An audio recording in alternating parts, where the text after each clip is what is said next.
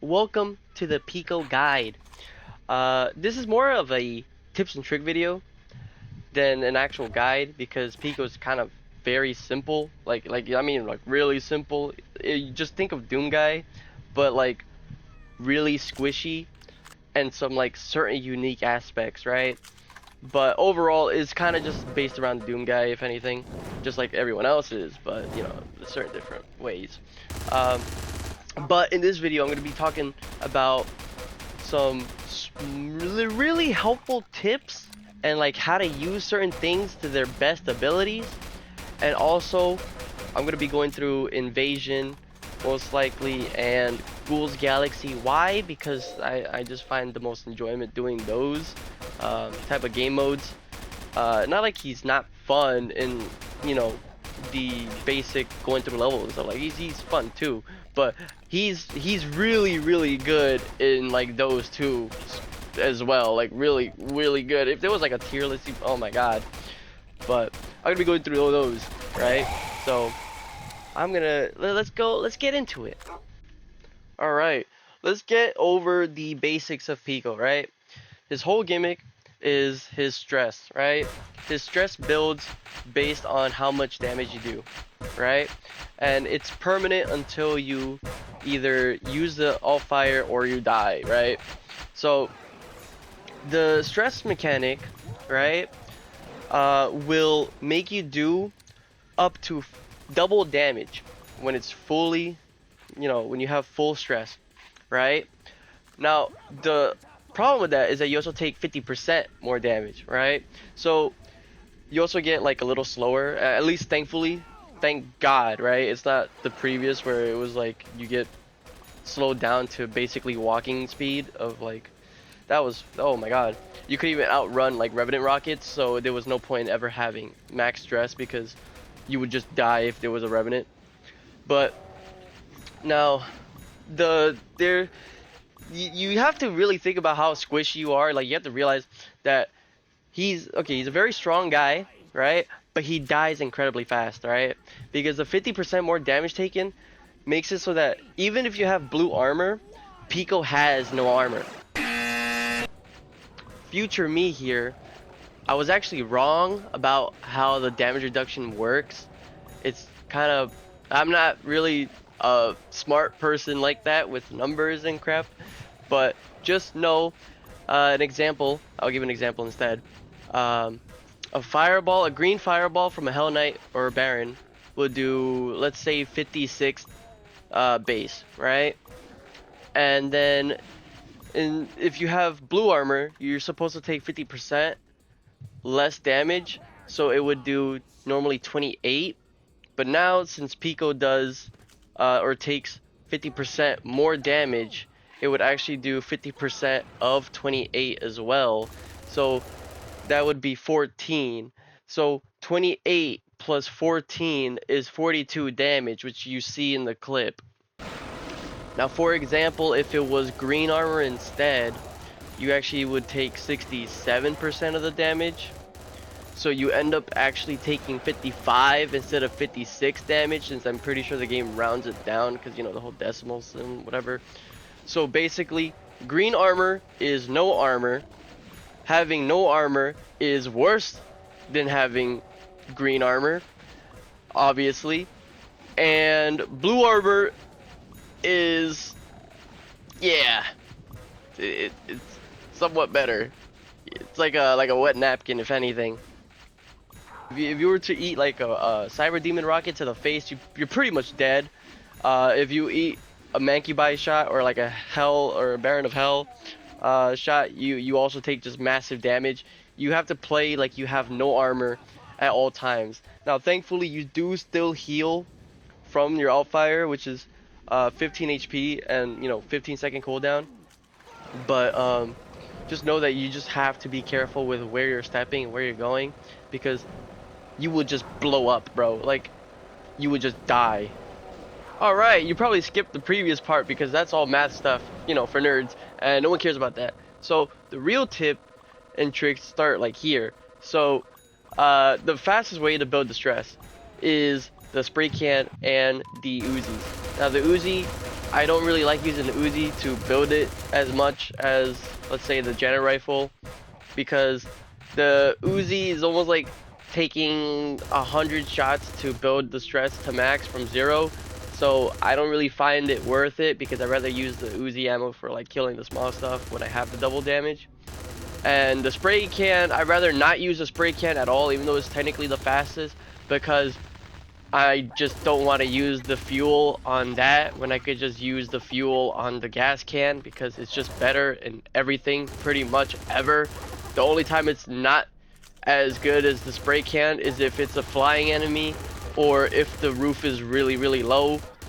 So yeah, just I would say use the Janet rifle or the shotgun, and you'll be good. So even though Pico doesn't really have any far-reaching weapons like that, he does have the Janet rifle's first shot, which is always going to be accurate for 12 damage. The double damage is 24. And he also has the standard shotgun. The standard shotgun is really accurate, and with double damage does almost as much damage as a super shotgun, but with the same spread as Doomguy's normal shotgun. So it shoots faster, does almost the same amount of damage as the super shotgun, and you get to shoot super accurately from really far away, and but just be in a safe spot compared to Doomguy. So you don't have to be so up close to get maximum performance, when you can just one shell is pretty much a super shotgun shot from like far away. The gas can is Pico's best weapon in his entire arsenal, and it's probably one of the best weapons in the entire mod. Like, no doubt about it.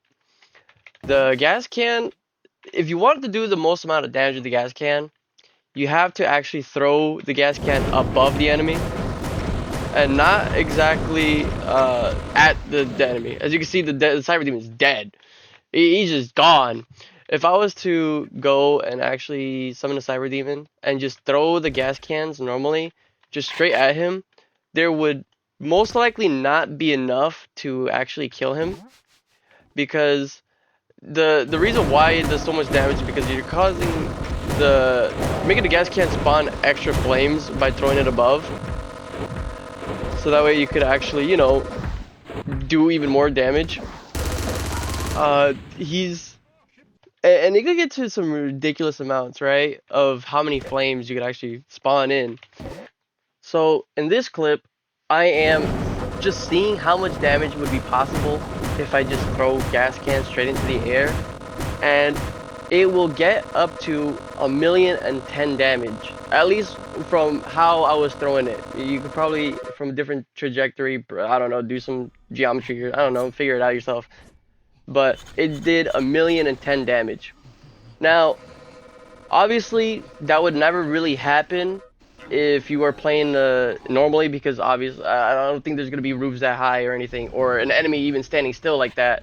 But in theory, there could be an enemy standing still, because Victory has flashbangs, which allow them to flash any enemy, including Cyber Demons, and they will stay still exactly like that. And even if they get shot, they still stay stunned, which would allow Pico to just start throwing gas cans and instantly kill him.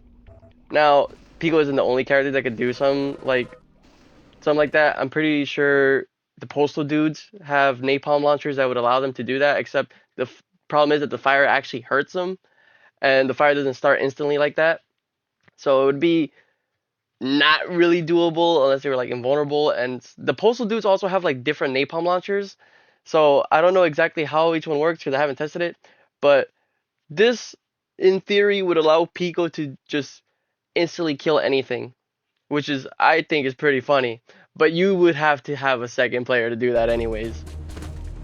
So I'm gonna be talking over the invasion gameplay, and Pico's game plan is really simple, but there's like two phases, right? We got before gas can and then after gas can. So before gas can is just get the double damage and kill all the small enemies for your teammates. The big enemies don't really matter, like near the end, because what you really need is space. Like you always want free space that you can run around and actually dodge, because you know the more enemies there are, the less space there is, because you can always dodge like one projectile, but some of the small enemies also throw projectiles, and it makes it like a big huge wall, and then yeah, it gets like really cluttered and crowded. So you would, you know, use your Uzis, or your shotgun to kill some like flying guys, whatever. You know, the usual, right? The usual that, you know, Doom guys would do and everyone else would do, right? And then you get to the gas can phase, which you're seeing right now. This is the gas can phase. You can see, you can really tell that Pico's just made for invasion, because this is his best map, where it's just 3 bridges, and you're just able to throw like two gas cans towards the direction of a bridge, and then that bridge is pretty much done for. Well, who cares? As long as it's up, no one's gonna get through it, right? So that's pretty much how you play Pico. It's like it's really simple. If I was to nerf Pico, like even though I absolutely love how strong and how stupid it is, I do think he needs a nerf in terms of the gas can. I do like the spill. I love that effect, but the distance of how far you can throw the gas can should probably be way heavier, and maybe not stun enemies like at all, because the stunning is what really kills people. If you're gonna have the distance nerfed, then you should probably like make sure that the stun is still there. But you know, I would just say just buff the spray can. just give enough ammo for the spray can to be usable, and then you can nerf the gas can to make it more in line.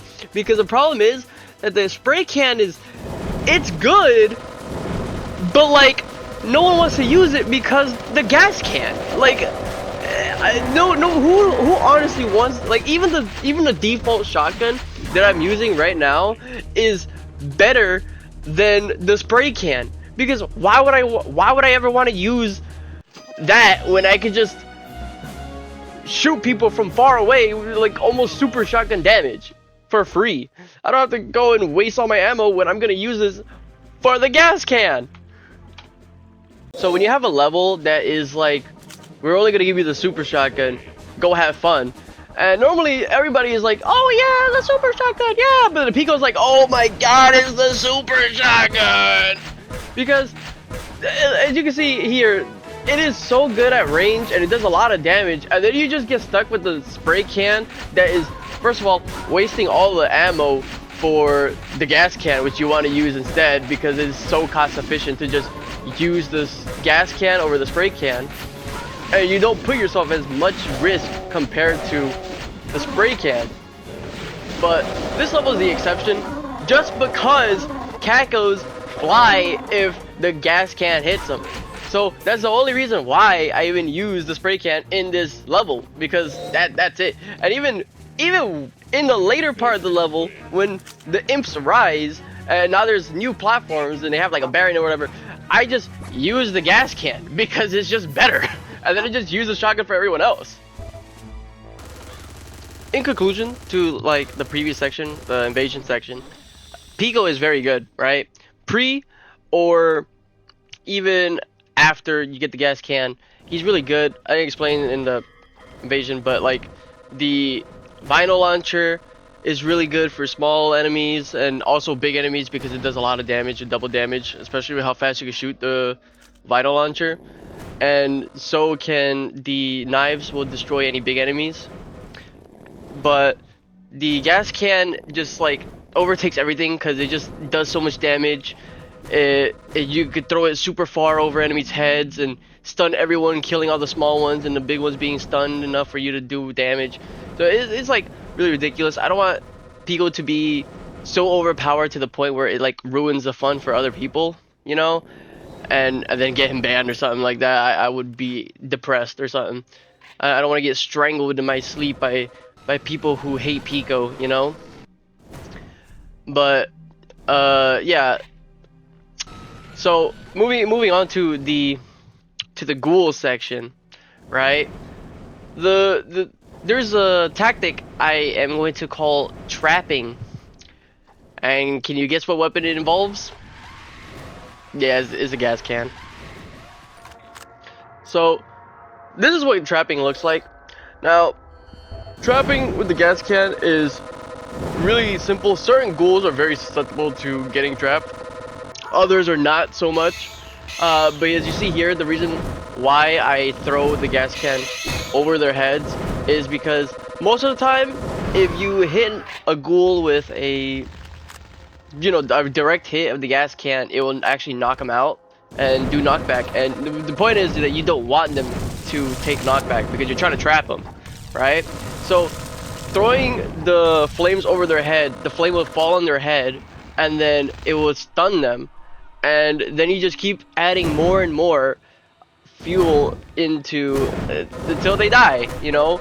And you can also just like make a big block of big wall of fire to stop any ghouls from catching you. And if you saw, apparently terror can actually die through invulnerability, which is pretty funny. I don't know why the gas can do that, but it just works. So the spray can also do something similar to trapping, but it's more like stun locking, because it attacks so fast that it pierces the same person multiple times, making them stuck. It mostly works on Gyas and that other Ornette, like the granny lady, if you've seen them, and you can just instantly kill them in one with just a one cycle, pretty much. It's a one cycle. So you can also do the same thing with the Uzis. You can somehow, if you can somehow get it to do it with the Uzis, then it's the same thing because you shoot so fast. You would think that certain ghouls, because if they get hit, they teleport away or go forward faster. You'd expect, oh, it's a bad idea. But for some reason, Pico is different. You know, he's built different, and he's just like, nah, I'm gonna do my own thing, and then he just fucking kills him instantly because he's just too cool for that, I guess. I don't know. All right, well, this is the end of the video. Thank you guys for watching the most mediocre guide of all time. If you could even call it mediocre, maybe below mediocre, like maybe like a D plus, maybe D minus. But it just, I hope it helps, you know, like in some way. Maybe there's something in the video that you're like, oh damn, I didn't know about that. But like, I don't know why I did that like accent, but you know. But you know, like hopefully you learned something, right? And you have fun with Pico, because all that matters is that you have fun, you know. And if you don't have fun, you could always just pick someone else. But yeah, well, I'll just let the Torn City, what do you call it? What is this place called? Torn City? Oh, it's just called Torn City. Like, no, I'll just let the Torn City gameplay just like go. I did pretty okay in it. This is pretty much an impossible level. Let's be real. This is not, like, what are you able to kill like 91 ghouls? Like, are you serious? I only got to like 79, but in this, and that was the best. I only gave it like a couple attempts, and I was like, yeah, I'm good. I'm not doing all that. Or like let's be real. I mean, who is actually gonna do all that in single player with one life? No. So yeah, I hope you guys learned something. Maybe you get like an appreciation for this guy, or maybe you get like a hatred for this guy and be like, damn, this guy sucks. All he do is gas. And just want to strangle this guy to death.